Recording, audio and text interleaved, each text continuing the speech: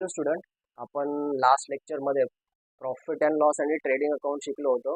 आता या लेक्चरमध्ये आपण शिकणार आहोत बॅलन्स शीट. बॅलन्स शीटमध्ये काय काय असतं, कुठले असेट कुठले लायबिलिटीज असतात ते तर बघूया. बॅलन्स शीटमध्ये दोन साईड आहेत, लायबिलिटी आणि असेट्स. आणि तसंच आपण लास्ट लेक्चरमध्ये बघितलं होतं, जेव्हा आपण हे लेजर्स ड्रॉ केलेले ट्रेडिंग आणि प्रॉफिट अँड लॉसचे, तर आपण इथे डेबिट आणि क्रेडिट लिहिलेलं. पण याच्यामध्ये तसं मी काय लिहिलेलं नाही, कारण याच्यामध्ये कसं असं उलटं असतं. उलटं म्हणजे असेट असते ती डेबिट असते आणि लायबिलिटी असते ती क्रेडिट असते. मग आता असेट म्हणजे काय, तर असेट म्हणजे काय, तर असेट म्हणजे कंपनीच्या जवळ असलेली प्रॉपर्टी. ओके, कंपनी जवळ किती प्रॉपर्टी आहे ते. आणि लायबिलिटी म्हणजे काय, तर कंपनीवर असणारे कर्ज. ओके, लायबिलिटी म्हणजे काय, कंपनीवर असणारे कर्ज. मग कंपनीजवळ कुठले कुठले असेट असतात ते बघूया आणि लायबिलिटी कुठले असतात ते आपण बघूया आपण. सो फर्स्ट, लायबिलिटीची जी स्टार्टिंग आहे ती आपल्याला पार्टनर्स लोकांचे जे कॅपिटल्स असतात त्याच्याने करायचे असते. ओके, लायबिलिटीची जी स्टार्टिंग आहे तर ती कशाने होते, तर पार्टनर्स लोकांचे जे कॅपिटल्स असतात त्याच्याने करायचे असते. तसंच लायबिलिटीमध्ये जर बघायचं झालं तर फर्स्ट मला सांगा, बँक लोन म्हणजे काय. बँक लोन म्हणजे काय, तर कंपनीने बँकमधून जे लोन घेतलेले असतात ते, मग ते नंतर आपल्याला फेडावे लागतीलच. लोन घेतलं म्हणजे कर्ज झालं. ओके, म्हणून हे काय लायबिलिटी आहे. तर बँक लोन काय लायबिलिटी साईड का, तर लोन घेतलं म्हणजे कर्ज घेतलेलं आहे, मग ते आपल्याला नंतर फेडायचं आहे. तसंच अजून काय असतं याच्यामध्ये, तर सन्ड्री क्रेडिटर. आता सन्ड्री क्रेडिटर म्हणजे काय, तर सन्ड्री क्रेडिटर म्हणजे ज्याच्याकडून आपण माल विकत घेतलेला आहे, मग त्याला पैसे द्यायला लागतील. ओके, म्हणजे कर्ज एक प्रकारे आपल्यावर, म्हणून हे काय लायबिलिटी साईडला. तसंच क्रेडिटरच्या ऑपोजिट वर्ड काय होतो, तर डेटर. मग तो डेटर म्हणजे काय, असेट साईडला असतो. मग इथे येतो आपला सन्ड्री डेटर. क्रेडिटर लायबिलिटी साईडला आणि डेटर असतो तो असेट साईडला. मग डेटर म्हणजे काय, तर ज्याला आपण माल विकलेला आहे मग त्याच्याकडून आपल्याला पैसे भेटतील. भेटतील म्हणजे आपल्यासाठी एक प्रकारे प्रॉपर्टीच आहे. ओके, म्हणून हे असे अपोजिट असतात. समजलं, लायबिलिटी साईडला क्रेडिटर असतात आणि असेट साईडला काय असतात, डेटर असतात. Next, furniture. फर्निचर म्हणजे काय, तर ऑफिसमध्ये असलेले सर्व फर्निचर म्हणजे टेबल, चेअर्स, वेगवेगळे टाईपचे असतात फर्निचर ते. मग फर्निचर एक प्रकारे काय प्रॉपर्टीज आहे, म्हणून ते काय असेट्स आहे. त्याच्यानंतर नेक्स्ट आहे मशिनरी.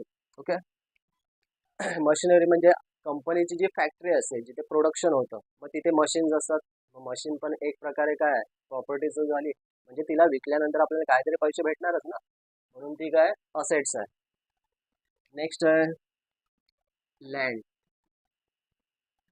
And building. आता लँड बोललं तर प्रॉपर्टीमध्ये जाते, तुम्हाला तर माहितीच आहे. तसंच बिल्डिंग, कंपनीची असणारी बिल्डिंग म्हणजे जिथे ऑफिसेस आहेत कंपनीचे, मग ते काय प्रॉपर्टीज आहे, म्हणून हे काय असेट आहे. ओके, त्याच्यानंतर आहे गुडविल.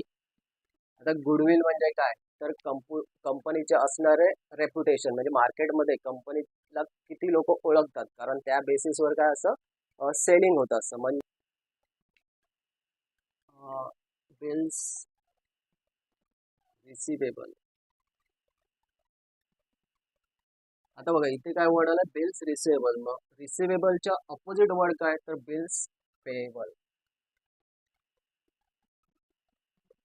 ओके, बिल्स रिसिवेबलच्या अपोजिट वर्ड काय, बिल्स पेएबल. जसं सन्ड्री क्रेडिटरच्या अपोजिट वर्ड काय, डेटर. तसा बिल्स रिसिवेबलच्या अपोजिट वर्ड काय, bills payable. Next, bank overdraft.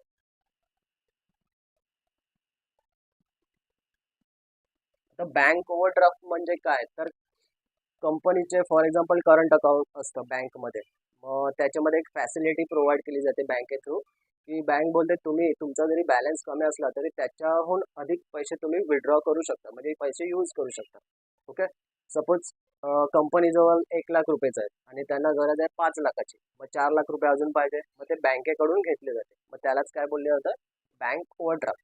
Okay, तर ही आहेत असेट्स आणि लायबिलिटीज. याच्यामध्ये अजून पण आहेत, पण आपण जेव्हा क्वेश्चन्स बघणार तेव्हा त्याच्यामध्ये बघूया.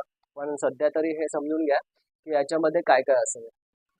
बँक लोन समजलं की कंपनीने बँकेकडून लोन घेतलंय म्हणजे कर्ज झालं, तर जेवढे पण कर्ज असतात ते सगळे इथे येतात. तसंच सन्ड्री क्रेडिटर म्हणजे ज्याच्याकडून माल परचेस केलाय मग त्याला पैसे द्यायला लागतील. ओके. त्याच्यानंतर बिल्स पेएबल म्हणजे केवढी बिल्स पेंडिंग आहेत आपले पे करण्याचे बाकी आहेत ते सर्व. नेक्स्ट बँक ओव्हरड्राफ्ट मध्ये काय, तर बँकेकडून आपण एक्स्ट्रा पैसे घेतलेत यूज करायला. ओके, त्याला बँक ओव्हरड्राफ्ट बोललं जातं. असेट्स बघूया. असेट मध्ये काय, सन्ड्री डेटर. डेटर म्हणजे कोण, ज्याला आपण माल विकलेला आहे. फॉर एक्झाम्पल कस्टमर एक प्रकारे. ओके, तर त्याच्याकडून आपल्याला पैसे भेटतील. ओके, एक प्रकारे काय झाली, आपली प्रॉपर्टी झाली. नेक्स्ट आहे फर्निचर. फर्निचर सर्वांना माहीत आहे, प्रॉपर्टी झाली. ओके, मशिनरी पण माहिती आहे, लँड अँड बिल्डिंग पण माहीत आहे, गुडविल.